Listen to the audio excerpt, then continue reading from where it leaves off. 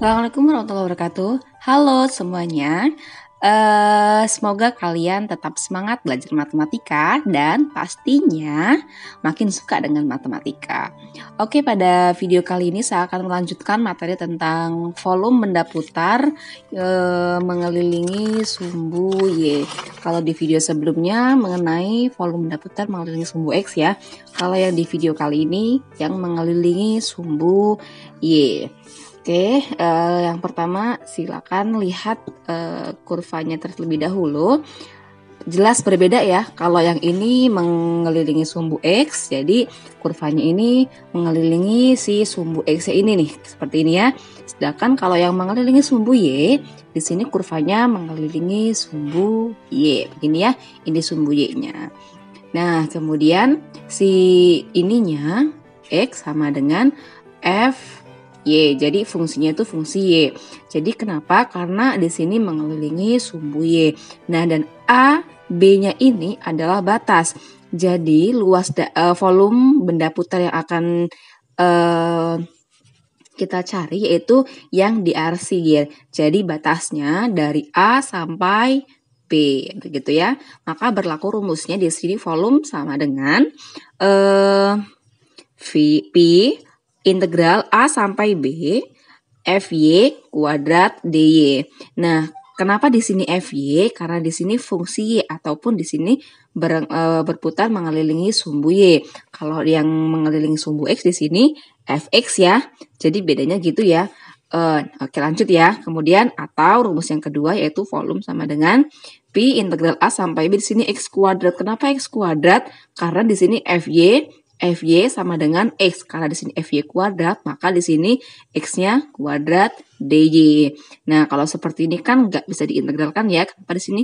Karena di sini X, di sini Y. Jadinya harus diubah menjadi fungsinya pakai Fy nanti di sini ya.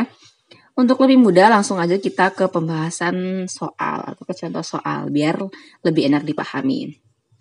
Oke, sebelum ke pembahasan soal, buat kalian yang belum subscribe, yuk bantu subscribe, like, dan komen ya.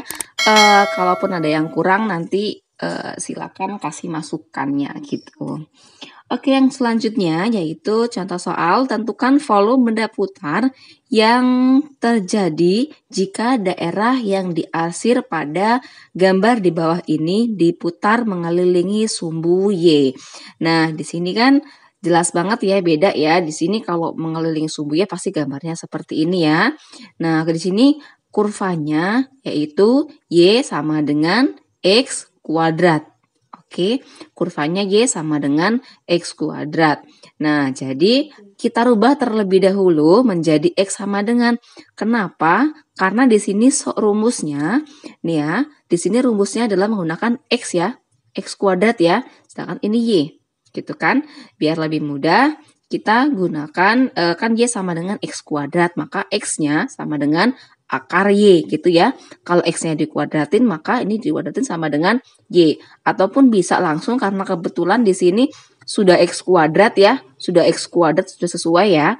Ini untuk mengantisipasi ketika di sini bukan X kuadrat, misalkan X pangkat 3 dan lain sebagainya.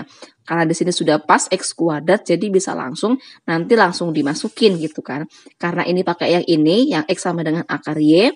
Jadi stepnya dimulai dari sini ya, maka dimasukin X kuadratnya sama dengan akar Y dikuadratin. Atau dari sini X kuadrat sama dengan, nih, sama dengan Y ya, sama dengan Y, X kuadrat sama dengan Y. Maka P integral dari 0 sampai 4. Nah, 0 sampai 4-nya itu dari mana? Jadi 0 sampai 4-nya ini dimulai dari sini. Ini kan yang diarsir daerahnya ini ya. Jadi batasnya dari 0 sampai dengan tingginya 4. Jadi batasnya dari 0 sampai 4. Maka berlaku integral dari 0 sampai 4 Y dy. Nah, kalau udah Y dy artinya dia bisa diintegralkan karena sudah sama ya. Oke, lanjut kita integralkan Y-nya. Integral dari Y adalah 1/2 Y kuadrat. Batasnya dari 0 sampai 4. Sampai sini mengerti ya.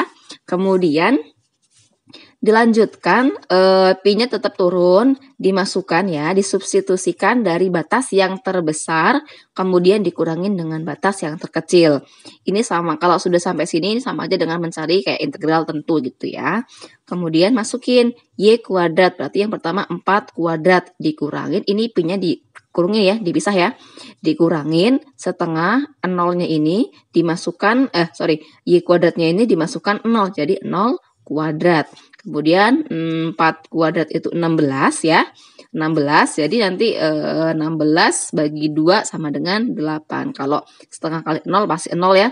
Nah, jadi hasilnya pi kali 8 sama dengan 8 pi satuan volume. Sampai sini paham ya? Cukup mudah.